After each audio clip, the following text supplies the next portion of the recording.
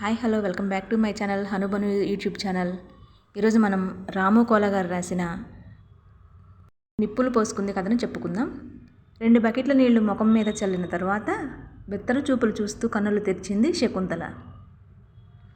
ఏమైంది పిన్ని గారు? ముఖంలో ముఖం పెట్టి అడుగుతున్న పంకజాక్షిని చూస్తూ మరోసారి పడిపోయింది శకుంతల. శకుంతల పడిపోవడానికి ఒక బలమైన కారణం ఉంది. అదే ఈ కథకు ప్రాణం.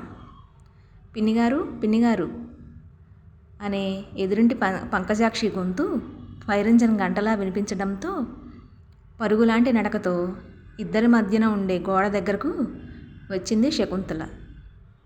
ఏం వార్త మోసుకొచ్చావో త్వరగా చెప్పు, ఉత్సాహంగా అడిగింది శకుంతల. అదే మాకు ఎదురుగా ఉంటుందే టక్కులాడి వనజ, ఉదయం ఏం చేసిందో తెలుసా పిన్నిగారు? బుగ్గలు నొక్కుంటూ మరో చేయి ఊపుకుంటూ చెబుతుంది పంకజాక్షి. ఇదేదో మంచి ఇంట్రెస్టింగ్ వార్తే అనుకుంది శకుంతల. ఏదో చేసే ఉంటుందిలే, లేకపోతే నువ్వు ఇట్లా నా కోసం వస్తావా ఏంది?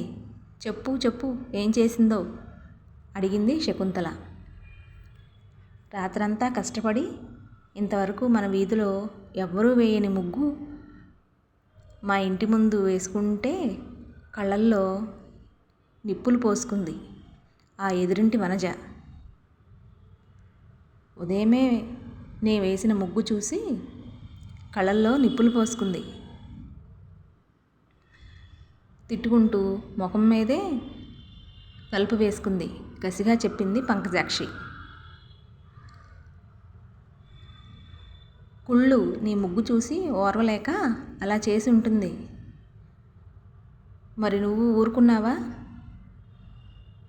4 దులిపేయకపోయావా అనేసింది శకుంతల.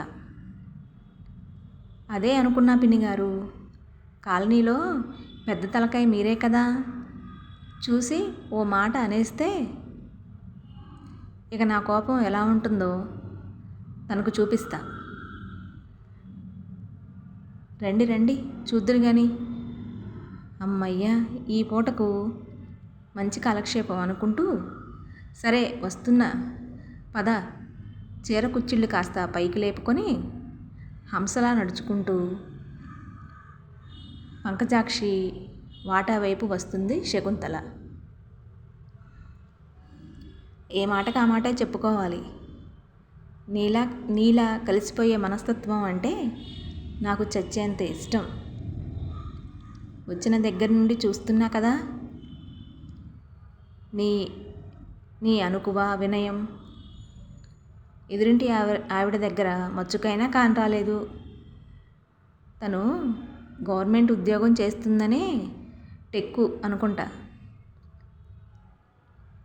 అయినా నీ ఇంటి ముందు నీకు నచ్చినట్టు ముగ్గు వేసుకుంటే తనకెందుకో, పద ఇద్దరం కలిపి కడిగేద్దాం.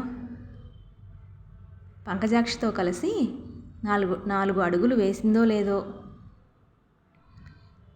ఇంటి ముందు కనిపించిన ముగ్గు చూసి కెవ్వుమని కేక పెట్టి పడిపోయింది శకుంతల. 2 బకెట్ల నీళ్లు ముఖం మీద చల్లిన తర్వాత బెత్తర చూపులు చూస్తూ కన్నులు తెరిచింది శకుంతల. ఏమైంది పిన్నిగారు? మొహంలో మొహం పెట్టి అడుగుతున్న పంకజాక్షిని చూస్తూ మరోసారి పడిపోయింది శకుంతల.